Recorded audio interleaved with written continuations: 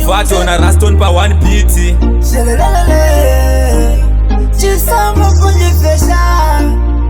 Mchanyengu mandichiku chaimira Asimu mwezangu hausiku batikira Udandikuda kubatikira Asimune na moho ya katopa ikira Nile kufunza wai wanyimaka Chirimo muchiraundi ndiri kuwaya waya wangu Andina kukukanganwa Iwewe mari Watisha mwari Iwewe mari Watisha mwari Ibo huya unisesekeze na moza ninazo huya uponzi pete Tiri kumbotamba ne matara ane ma big stomach Tiri kuya kuzokuzatsira mamona Manyakana zakadaro Inyaneta Dai wamba huya shava pleta Lola basini yacho Tiri kuya ndiri munu wacho Amanaka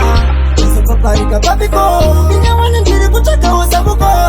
Manje negenda pa posto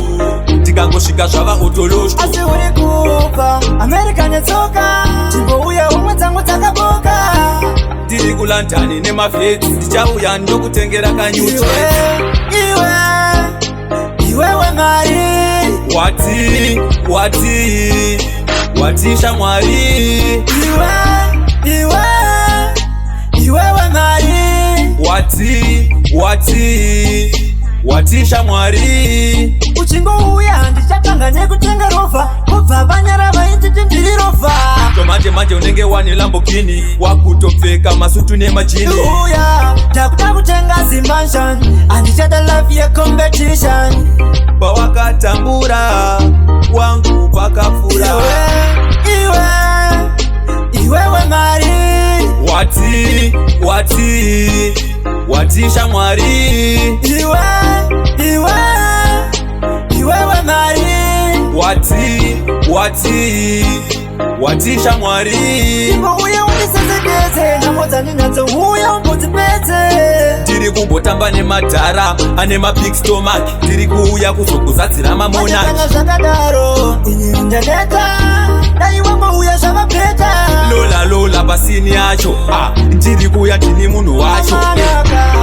Usopaparika papiko Inyawane ndiri kuchaka usabuko Manje negenda pa posto Tikangosvika zvava otoloshto Asi uri kupa Amerika netsoka Chimbo uya umwe dzangu dzakaboka Tiri kulandani nemavheti Ndichauya ndokutengera kanyuchi Iwewe mari Watisha mwari Iwewe mari Watisha mwari